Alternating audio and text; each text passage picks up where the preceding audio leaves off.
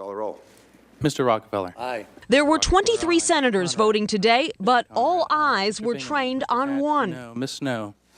Ms. Snowe, aye. Olympia Snowe of Maine, a Republican who for months kept her intentions under wraps. Was this bill all that I would want? Far from it. Is it all that it can be? No. But when history calls, history calls. Snowe's yes vote was a symbolic win for Democrats who can now lay claim to some small shred of bipartisan support. The president made a point of praising her today twice. I want to particularly thank Senator Olympia Snowe for both the political courage and the seriousness of purpose that she's demonstrated throughout this process. I thank all senators. Thank you. Thank you very much.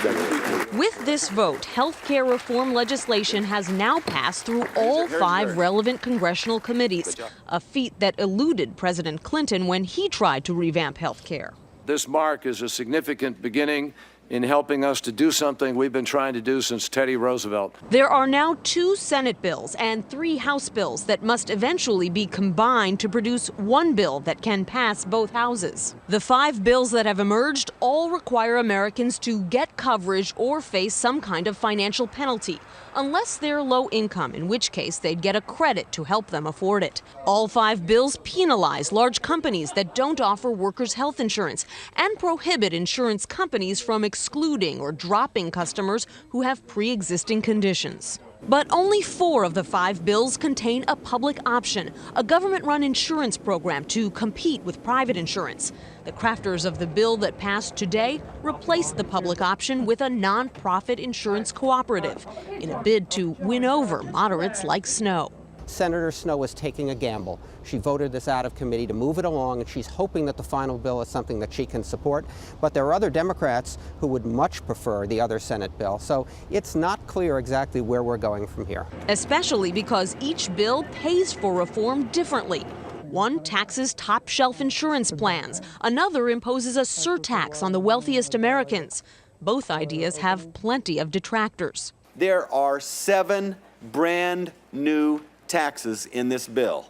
Count them, 7. And even some supporters say the rush to pass legislation has led to deep flaws. They worry the bills don't do enough to bring costs down and insure everyone. It's not the best we can do. It's not even close. Senator Snowe made it clear her vote today does not guarantee she'll support the final bill. So Democrats are going to have to keep her happy if they want to keep her on board, Katie. Nancy Cordes on Capitol Hill tonight. Nancy, thanks very much. Now, this is a big victory for President Obama and his signature domestic issue. Chip Reid is at the White House tonight. And Chip, despite this win, the president said it isn't a time for celebration.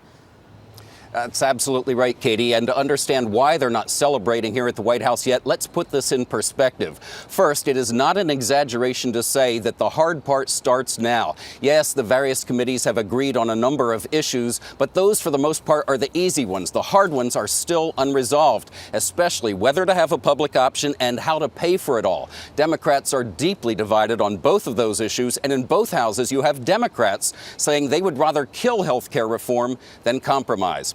Second, keep in mind how far behind schedule this process is. Remember this summer when the president said he didn't want Congress to go home for August recess until they passed a bill in each house? Well, they're only now getting it out of committee more than 2 months later.